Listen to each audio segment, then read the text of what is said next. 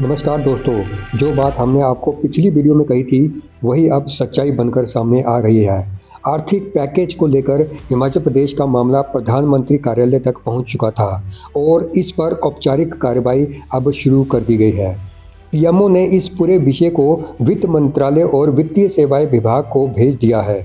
इससे साफ है कि मामला अब सिर्फ मांग नहीं बल्कि नीति स्तर पर विचाराधीन है। दोस्तों, राज्य को मिलने वाली राजस्व घाटा अनुदान यानी आरडीजी बंद होने के बाद हिमाचल की वित्तीय स्थिति पर सीधा दबाव पड़ा है। इसका सबसे बड़ा असर कर्मचारियों के वेतन, डीए, एरियर और पेंशनर्स की पेंशन पर पड़ सकता है। इसी को देखते हुए कुछ कर्मचारी संगठनों ने केंद्र सरकार से विशेष आर्थिक पैकेज की मांग तेज कर दी है। इसी कड़ी में राजकीय टीजीटी कला संघ की ओर से प्रधानमंत्री कार्यालय को भेजे गए ज्ञापन में स्पष्ट कहा गया है कि यदि केंद्र से विशेष आर्थिक पैकेज नहीं मिला तो राज्य सरकार पर आर्थिक दबाव बढ़ेगा और इसका बोझ कर्मचारी और पेंशनर पर डालने की नौबत आ सकती है, जो किसी भी हालत में स्वीकार्य नहीं होगा।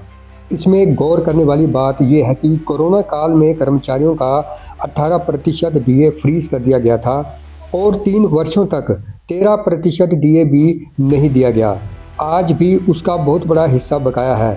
ऐसे में अगर आर्थिक पैकेज नहीं मिला तो कर्मचारियों और पेंशनरों की आर्थिक सुरक्षा और ज़्यादा कमज़ोर हो सकती है, क्योंकि डीए मिलने की आस में कई कर्मचारियों ने लोन ले रखे हैं और अगर इसी तरह से डीए फ्रीज किया गया या अन्य देनदारियां नहीं मिली तो लोन का भुगतान करना मुश्किल हो जाएगा।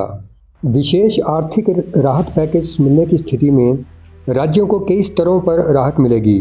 कर्मचारियों को समय पर वेतन और डीए मिलने का रास्ता साफ होगा, पेंशनर्स की पेंशन सुरक्षित रहेगी और सरकार को वेतन पेंशन में कटौती जैसे कठोर फैसले लेने की ज़रूरत नहीं पड़ेगी।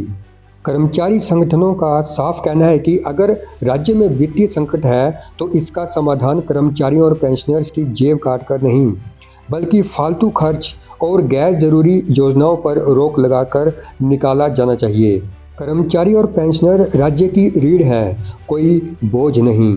तो अब सभी की निगाहें केंद्र सरकार के अगले कदम पर टिकी हैं। क्या हिमाचल को विशेष आर्थिक राहत पैकेज मिलेगा? क्या कर्मचारियों और पेंशनर्स को आर्थिक सुरक्षा का भरोसा मिलेगा? इन सवालों के जवाब आने वाले दिनों में साफ होंगे, लेकिन इतना तय है कि ये मामला अब राष्ट्रीय स्तर पर गंभीरता से देखा जा रहा है। दोस्तों, आपको क्या लगता है कि केंद्र सरकार हिमाचल प्रदेश को विशेष आर्थिक राहत पैकेज देगी या नहीं? अपने विचार जरूर साझा करें और वीडियो को लाइक करें, शेयर करें और अभी तक आपने चैनल को सब्सक्राइब नहीं किया है तो जल्दी से चैनल को सब्सक्राइब करके नोटिफिकेशन के लिए बेल आइकन भी प्रेस कर लें। धन्यवाद।